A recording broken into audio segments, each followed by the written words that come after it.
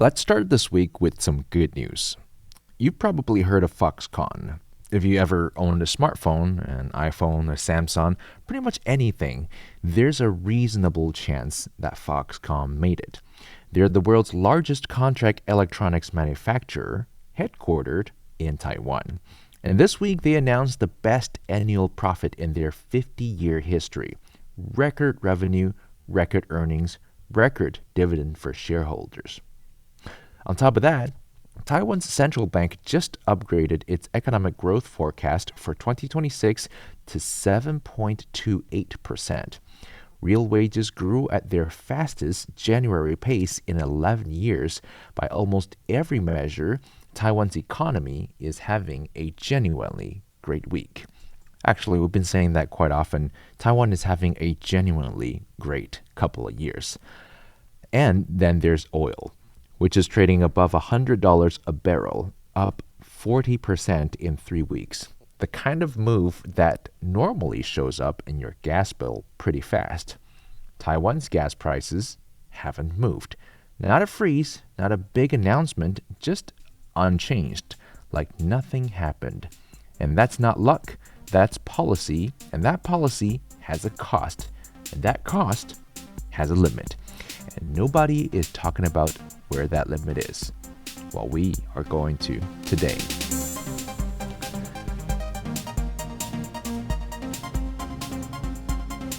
Hi, you're listening to Beyond the Reefs, a show produced by Radio Taiwan International. Here we talk about socioeconomic issues that are faced by Taiwan and their broader impact around the world beyond the reefs of this island nation.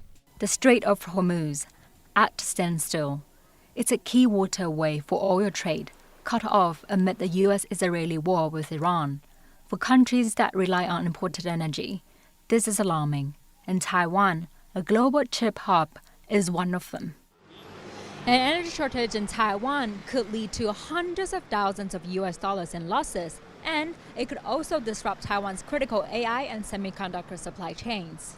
That's because most of Taiwan's energy is imported. Taiwan imports around 96% of its energy, while the remainder comes from domestic renewable sources. Among its imported energy, oil accounts for around half, while coal and natural gas each account for around 1/4. Taiwan gets around 70% of its oil from the Middle East, and about 30% of its natural gas from Qatar alone. Though 30% may not seem like much, natural gas accounts for over 50% of Taiwan's electricity supply. With industries using more than half, and the tech sector, Taiwan's main export and economic driver, consumes about a quarter of that. The rest is mainly used by traditional industries like machinery. And oil is also crucial to the tech sector. Industry insiders say the war in the Middle East is driving up costs and already taking a toll. To help protect the average consumer from oil price increases, Taiwan's state-owned oil supplier CPC has already capped price rises at 5%, with the government absorbing about 70% of the impact. But some say Taiwan's energy supply is vulnerable after it closed its final nuclear power plant last year. Taiwan will review its nuclear power plant restart plan and reassess its electricity prices by the end of March as scheduled. The government says Taiwan has over 3 months of oil reserves and around 11 days of natural gas. Gas supplies are secure through April, with efforts ongoing to lock in shipments for May. It also says it will increase imports of liquefied natural gas from the U.S. and continue absorbing most of any price hikes. Still, if war in the Middle East drags on, it will keep putting pressures on Taiwan's cost of living and its supply chains. This week, everyone is focused on the big numbers. As we said, Foxconn just posted the best year in its history. Net profit of about 5.92 billion US dollars, up 24% from the year before. The central bank upgraded Taiwan's GDP growth forecast for 2026 to beyond 7%. Real wages grew at their fastest January pace in 11 years, and the numbers honestly look great. And they are great. I'm not here to argue with them. But here's what I keep coming back to this week.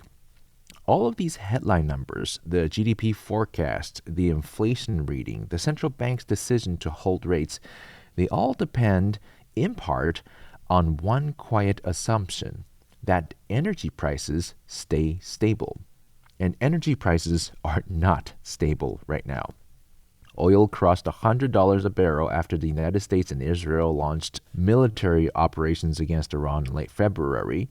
It's up more than 40% in 3 weeks. The Strait of Hormuz, the narrow waterway that handles roughly a fifth of the world's oil, is, as of this recording, still severely disrupted. Qatar's largest LNG facility, one of the biggest liquefied natural gas export hubs on the planet, took direct damage and may take 3 to 5 years to fully repair. That's not a blip. That's a structural change to global energy supply. So why hasn't anyone in Taiwan noticed at the pump? Well, let me introduce you to something called the Oil Price Stabilization Mechanism. It's not a new policy. It's been around for years, but most people have never had a reason to pay attention to it because most of the time, oil prices don't move this fast. Here's how it works. Taiwan has a state-owned oil company called CPC Corporation, Chinese Petroleum Corporation. The name can be confusing, but it is Taiwanese. CPC is the dominant fuel supplier in Taiwan. It sets domestic gasoline and diesel prices. And under the price stabilization mechanism, when global oil prices spike, CPC is required to absorb at least 60% of that cost increase before it passes anything on to consumers. Read that again. 60% minimum. CPC eats it, and you don't. Well, that is if you live in Taiwan. On top of that, the government this week expanded fuel tax cuts to 50%. Gasoline taxes, diesel prices have been cut, and these aren't small numbers. Fuel taxes are normally one of the government's stable revenue streams. Cutting them in half is a real fiscal decision. And the result? In just the past 2 weeks, CPC has absorbed approximately $3.3 billion in fuel costs. That's about 100 million US dollars in just 2 weeks. The Vice Minister of Economic Affairs stood up in a legislative session this week and confirmed all of it. He said, and I want to make sure that I flag this, that the government will assist CPC with, quote, financing arrangements if needed. Financing arrangements. That's a careful phrase. We'll come back to it, but this is not news for Taiwan. Taiwan isn't the only country facing this problem. Every oil importing economy in Asia is dealing with the same spike, but they haven't all made the same choice. South Korea, for instance, has taken a different approach. Rather than routing price relief through a state-owned company's balance sheet, Korea has historically used a combination of targeted household transfers and more transparent pass-through pricing, letting pump prices reflect market reality faster than compensating lower-income households directly through the welfare system. The philosophical difference is significant. Korea's approach makes the cost visible, it shows up in pump prices, and then gets offset through a separate channel. You can see what the shock actually costs, and you can debate whether the compensation is adequate. The accounting is at least legible. Taiwan's approach keeps the cost invisible at the pump, which is great for short-term price stability and public confidence, but it concentrates the financial exposure in one place. That's CPC's balance sheet. Neither approach is obviously right or wrong. They reflect different political priorities, different relationships between government and state-owned enterprises, and different assumptions about how long a shock will last. The Korean model arguably works better when a shock is prolonged, and the Taiwan model works better when a shock is brief. The question is, and the uncomfortable question, is which kind of shock we're facing right now. Is the Strait of Hormuz going to be closed for another few weeks to months? Well, to be fair, the government, this isn't a straightforward policy failure per se. There are real reasons why letting pump prices spike isn't a simple option in Taiwan. Starting with the politics, Taiwan's imports roughly 97% of its energy. 97. There's no domestic buffer. When global prices move, the exposure is total and immediate. Governments that let fuel prices spike face a very specific kind of public anger, the kind you see at every gas station, every time you fill up, multiple times a week. It's visceral, it's very personal, and in a democracy with regular elections, it does matter. There's also the inflation logic. The central bank this week upgraded its 2026 CPI forecast to 1.8%, still below the 2% alert threshold. And that number is partly possible because the price stabilization mechanism is doing its job. Remove the mechanism, let pump prices reflect market reality, and that CPI number will move. Actually leap forward, which changes the central bank's calculus, which affects interest rates, which affects mortgages, business loans, corporate investment decisions, the whole chain. The price absorber at the pump, or at least for oil prices, isn't just a consumer convenience. It's load-bearing infrastructure for Taiwan's current economic story. The good numbers you heard, they're partly resting on it. And here's where it gets interesting, because that same mechanism does have a history.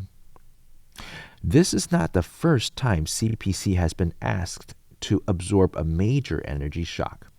In 2022, when Russia's invasion of Ukraine sent global energy prices surging, CPC ran deep losses doing exactly what it's doing now. The mechanism kicked in, CPC absorbed costs, pump prices stayed artificially low, and CPC's balance sheet deteriorated to the point where the government had to step in and recapitalize it. That's what the, quote, financing arrangements, if needed, means. It's the government saying, if CPC runs out of room, we'll top it up. Which is fine. CPC is state-owned. The government is its ultimate backstop, and that backstop has been used before. But here's the thing. In 2022, the energy shock eventually eased. Prices came down, the mechanism did its job, took a hit, yes, but got patched up, and life went on. This time, the structural picture looks a little different in at least one important way. Qatar's LNG facility, the Ras Laffan Industrial City Complex, one of the single largest natural gas export hubs on Earth, took direct missile damage during the current conflict.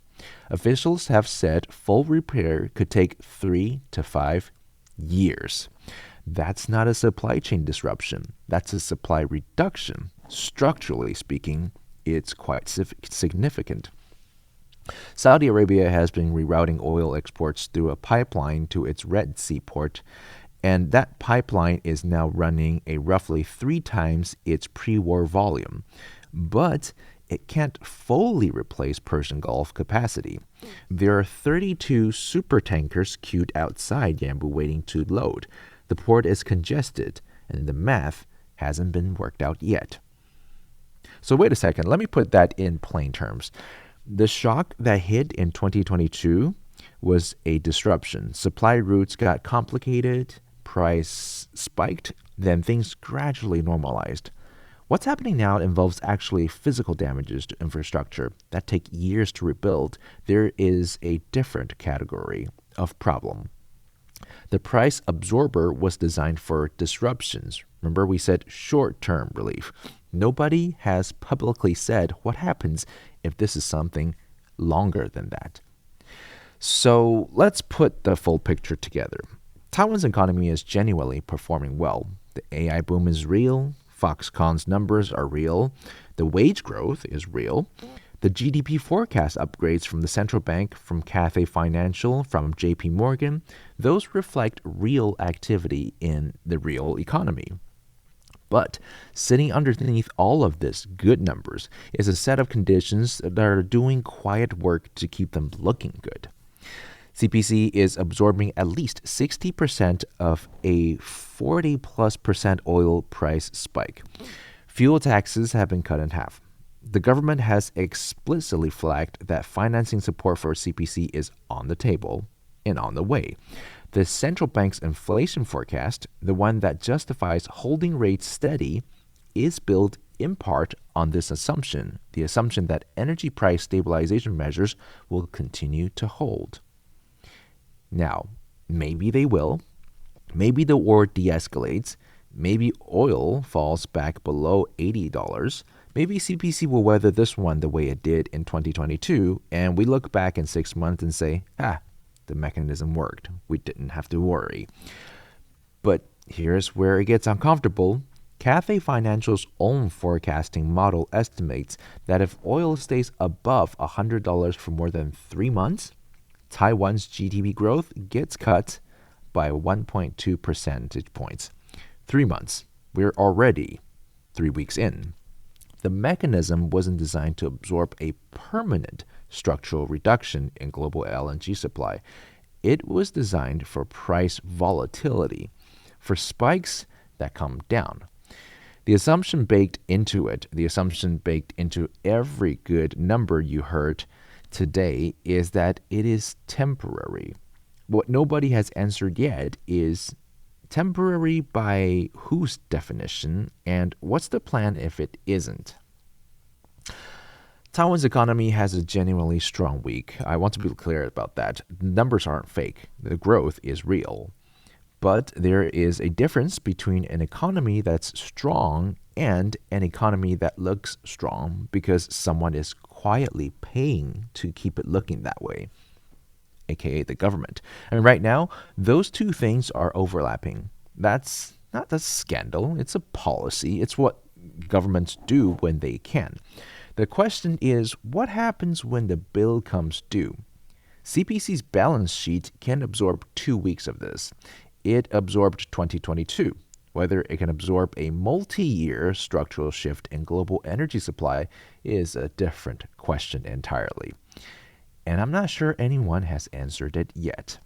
Maybe the answer is yes, and maybe I'm being too cautious. Or maybe the answer is no, and we'll find out the hard way. Either way, it's worth asking the question now while things still look relatively calm. Well, I can say that at least in the meantime, Taiwan does, aside from its economic growth news, have some other news to celebrate. Taiwan has once again ranked highly on the Global Freedom Index. In its latest report, non-profit Freedom House says freedom has declined worldwide for a 20th consecutive year, with the US among those slipping. Taiwan scored 93 out of 100 points in 2025, down 1 point from the year before. It remains classified as a free country, ranked second in Asia behind Japan. Freedom House warned that over the past 2 decades, far more countries have fallen into the not free category than those that have democratized or improved to free status. A U.S. think tank has ranked Taiwan 5th worldwide for economic freedom. The Heritage Foundation placed the country second in Asia, behind Singapore but ahead of Japan and South Korea. Taiwan ranked high in judicial effectiveness and fiscal health, but had relatively lower marks in financial and labor freedom. Overall, the report describes Taiwan as a mostly free economy. Taiwan is the happiest country in East Asia and the 26th in the world, according to the 2026 World Happiness Report. Finland topped the list for the 9th consecutive year. Taiwan leads in East Asia, followed by Japan, China, South Korea and Hong Kong. The rankings are based on a survey of 100,000 people in 147 countries and territories. It considers 6 categories: GDP per capita, healthy life expectancy, social support, freedom to make life choices, generosity and perception of corruption. In Taipei, people gave their thoughts on how happy the country is. The report also found that social media usage has had a big influence on people's levels of happiness. We'll be sure to cover all of that next week. For now, thank you for listening to the show. I'm Joey Chow. Tune in next week to find out more about socioeconomic issues that are faced by Taiwan and their broader impact around the world beyond the reefs of this island nation.